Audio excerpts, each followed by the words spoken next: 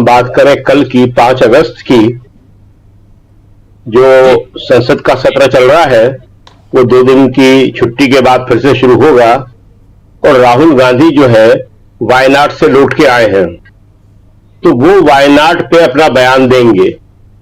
वायनाड की त्रासदी बहुत बड़ी है, देश ने ऐसी त्रासदी बहुत कम देखी है और केरल की ये सबसे बड़ी आज तक की त्रासदी है। तो राहुल उस पर बात करेंगे अपनी और बताएंगे कि किस तरह से वहां पे नुकसान हुआ है और किस तरह से वहां पे लोगों की मदद करने की और ज्यादा जरूरत है। राज्य सरकार और केंद्र सरकार जो कर रही है उसे और बड़े पैमाने पे करके किस तरह से वहां एक सबसे जो बड़ी मुख्य समस्या पैदा हुई है नई टाउनशिप बसाने की, क्योंकि जो प्रभावित लोग हैं पुरानी जगह पे जाना नहीं चाहते हैं और केरल सरकार ने भी कह दिया है कि वहां एक नई टाउनशिप बसेगी। अब नई टाउनशिप बसाना आसान काम नहीं है, केंद्र सरकार को उसके लिए बहुत उदार मन से मदद देना पड़ेगी। और आपको मालूम है कि भारत में नए शहर आजादी के बाद बहुत कम बसे हैं और जितने भी बसे हैं बनाए गए हैं वो सब कांग्रेस के शासनकाल के दौरान बनाए गए हैं। तो ये बीजेपी के लिए एक चुनौती भी होगी। और जैसा कि मोदी जी अक्सर कहते हैं कि आपदा में अवसर, तो देखते हैं इस अवसर का फायदा उठाकर वो केरल में एक नया शहर जो है कैसे बना देते हैं। जैसा कि अभी हमने आपको कहा तो बता दें कि नए शहर जो बने हैं, जैसे गुजरात में ही जो मोदी जी का राज्य रहा है जहां वो मुख्यमंत्री रहे हैं, वहां गांधीनगर कांग्रेस ने ही बनाया था। चंडीगढ़ सबको मालूम है, हम जिस दिल्ली में बैठे हुए हैं यहां से ये कर रहे हैं, उसकी बगल में ये नोएडा, ये कांग्रेस ने बनाया था। संजय गांधी का ये सपना था और संजय गांधी ने इसकी शुरुआत की थी इंदिरा गांधी के साथ, और नारायण दत्त तिवारी ने इसे ये रूप दिया था। नया छत्तीसगढ़ ये कांग्रेस के टाइम में ही उस टाइम शुरू हुआ था। तो ये सारे जितने भी नए शहर हैं, नए विकास के कार्यक्रम हैं, वो बनाए हैं। मोदी जी ने एक काम किया है, एक नई संसद बनाई है, मगर वो किस तरह की है आज पूरे देश में एक मजाक बन रहा है। नीली बाल्टी और नीली डस्टबिन, ये अच्छी बात नहीं है, लेकिन सच्चाई है कि जो हो गई वो। और उसके बाद जो हमने एक अपना एक वीडियो डाला था, बिल्कुल एक्सक्लूसिव था, जिसमें राज्यसभा में नीचे पानी भर रहा था। डालना पड़ता है मजबूरी में, हमने नहीं डाला, बहुत देर से सोच समझ के डाला, बहुत जरूरी था बताने के लिए कि सुरक्षा जो है नई पार्लियामेंट की बहुत खतरे में है। सवाल बहुत बड़े बड़े हैं, एक ताबूत की तरह आपने बना दिया है उसको, और उसमें जो है पानी तो टपक ही रहा है, बाकी भी कहीं कोई खुलापन नहीं है, हवा की समस्या है, और कभी कोई एक्सीडेंट हो जाए, कहीं कुछ बात हो जाए तो लोग निकल नहीं सकते। उसी परिसर में पुराना संसद भवन है जहां 1 मिनट में लोग बाहर आ सकते थे, वहीं पार्लियामेंट लाइब्रेरी है, 1 मिनट में बाहर आ सकते हैं। एनेक्सी है, ये दोनों बिल्डिंगें बाद में बनी है। ये पुरानी संसद को तो आप कह सकते थे अंग्रेजों ने बनाया था 1921 में, लेकिन ये पार्लियामेंट लाइब्रेरी की बिल्डिंग और एनेक्सी तो भी बनी है।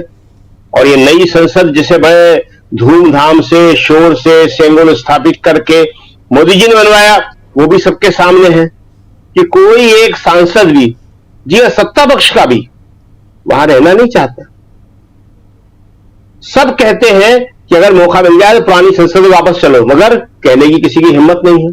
तो ये जो नया आप बात कर रहे हैं कि शुरुआत होगी, बहुत सही कहा आपने, इसकी शुरुआत कल से ही हो जाएगी जी। कल जब शुरू होगा सेशन, तो उसके बाद वायनाड का सवाल गूंजेगा, राहुल फिर बोलेंगे और राहुल का बोलना जो है फिर महत्वपूर्ण होगा।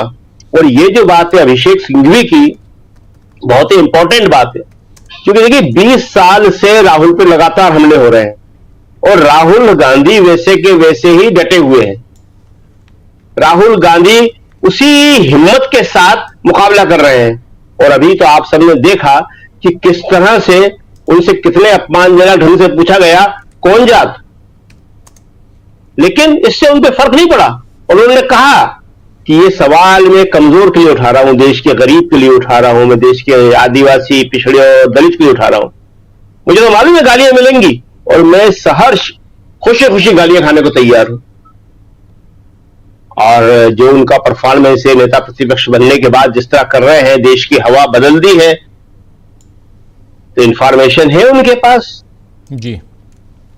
जब आदमी पावर में होता है तो उसकी शकील जी, इंफॉर्मेशन की बात आप कर रहे हैं तो मैं जरा पूछ लूं कि क्या ये इंफॉर्मेशन है, आपसे मैं पूछ रहा हूं कि आखिर राहुल गांधी को इतनी लेट नाइट बताया किसने कि आपके यहां छापा पड़ने जा रहा है ईडी का? जब आप पावर में होते हैं, जब आपकी हनक बढ़ती है, तो जो ब्यूरोक्रेसी है वो आपसे भी संपर्क करती है, आपके नजदीक भी रहना चाहती है। और ब्यूरोक्रेसी जो है उसी के सोर्स है, उसी के सूत्र हैं जिन्होंने बताया कि ऐसा हो सकता है, ऐसा हो रहा है, इसकी तैयारियां हो रही हैं। और राहुल, सबसे बड़ी बात इसमें यह है कि छापा तो पहले भी कई पड़े हैं, उन्हें तो संसद से निकाल दिया गया, 20 से ज्यादा मुकदमे चल रहे हैं, घर छीन लिया, एसपीजी छीन ली, क्या नहीं किया, हाथरस जाते हुए सड़क पे गिरा दिया, सब कुछ तो किया, लेकिन उससे राहुल विचलित नहीं हो रहे। अभी आपने देखा ना, वो एक बड़ा जबरदस्त दृश्य था लोकसभा में, जो अनुराग ठाकुर ने इतना निर्लज्ज वार किया उनके ऊपर। भारत के अंदर यह पूछना सबसे खराब, सबसे अपमानजनक माना जाता है, कौन जात?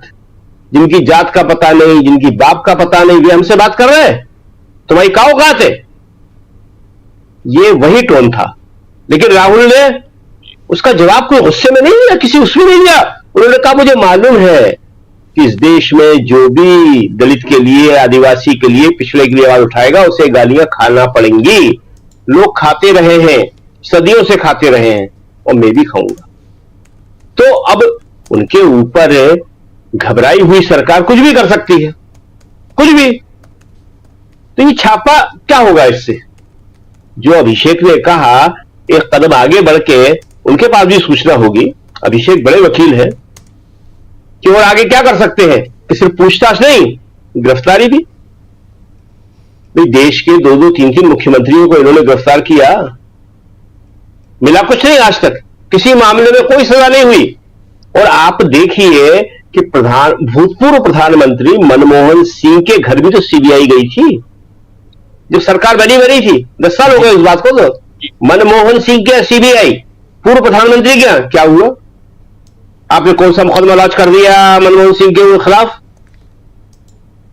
आपने किसको अभी तक गिरफ्तार किया? शीला दीक्षित के बारे में आपने कहा था, आपने रॉबर्ट वाड्रा के बारे में कहा था, सबके बारे में आपने कहा।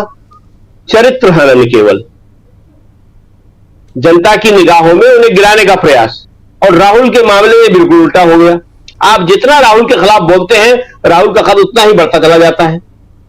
आज क्या असर हुआ राहुल पे? राहुल की हिम्मत थी, उनका साहस था, और इससे भी बड़ी बात, जनता के प्रति, आम जनता के प्रति उनकी प्रतिबद्धता थी, कमिटमेंट, जिसकी वजह से उन पर कोई असर नहीं होता है।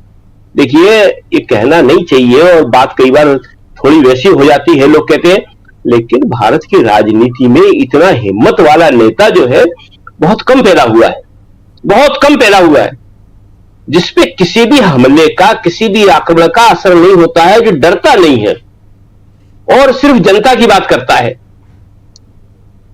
तो इसलिए जो है, जाहिर है मोदी सरकार घबराती है। मोदी जी की संख्या कम हो गई, 240 हो गए, 400 कहते थे। और आपने जो कहा कि सहारे से चल रहे हैं, तो ये सहारे की जो सरकार है, ये तो बहुत सारे सवालों का सामना कैसे करेगी? खुद नीतीश कुमार ने बिहार के अंदर जो है जाति गणना कराई है और आंकड़े प्रस्तुत किए हैं। अब क्या होगा? अब राहुल कह रहा है कि कराओ गणना, और मुझसे पूछ रहे हो तुम मेरी जात क्या है? कल प्रधानमंत्री घोषणा कर दें, कल सोमवार है, संसद का सत्र शुरू होगा, प्रधानमंत्री घोषणा कर दे जाति गणना की, और सरकारी आदमी को राहुल क्या पहुंचा दूं? हमने पहले भी कहा, जाति सरकार पूछ सकती है, सरकारी आदमी पूछ सकता है, लेकिन बस में या ट्रेन में या संसद में आप नहीं पूछ सकते। यह सरकारी काम है। सरकार ने पूछा है ना, जाति पूछी जाती है ना, दलित में भी लिखा जाता है, पिछड़ों में भी लिखी जाती है, जो आपने सवर्ण कोटा दिया उसमें भी लिखी जाती है। जी जी बिल्कुल। तो सरकार पूछ सकती है, सरकार पूछे, लेकिन संसद में आप नहीं पूछ सकते, अपमान आप नहीं कर सकते। तो कल घोषणा कर दे प्रधानमंत्री कि मैं जाति जनगणना करा रहा हूं और राहुल गांधी के आदमी जा रहा है, राहुल गांधी बताएंगे उसको, जो पूरा फॉर्म होगा उसको राहुल गांधी भर के देंगे, उसमें सारे कॉलम भरेंगे, लिखेंगे राहुल गांधी, देश जान लेगा, कोई प्रॉब्लम नहीं है। लेकिन व्यक्तिगत रूप से आप किसी से नहीं पूछ सकते। बिहार में जाके जो ये कह रहे हैं, जहां जनगणना हो चुकी है, अनुराग ठाकुर पूछ रहे हैं किसी से भी, किसी दलित टोले में चले जाएं, यादव टोले में चले जाएं, कुर्मी टोले में चले जाएं, कौन जात का पता नहीं, अनुराग ठाकुर को मालूम पड़ जाएगा कि क्या होता है इसका जवाब। तो ये जो है बहुत ही इंटरेस्टिंग होने वाला है, क्योंकि अब जो है प्रधानमंत्री मोदी के रिएक्शन जो है वो पैनिक रिएक्शन है, और इस पैनिक रिएक्शन में आदमी कुछ भी कर सकता है। लेकिन राहुल जो है वो हिम्मत के साथ डटे हुए हैं और मुद्दों के साथ डटे हुए हैं, इसलिए देखना बड़ा दिलचस्प होगा कि आगे क्या होता है। जी बिल्कुल बिल्कुल।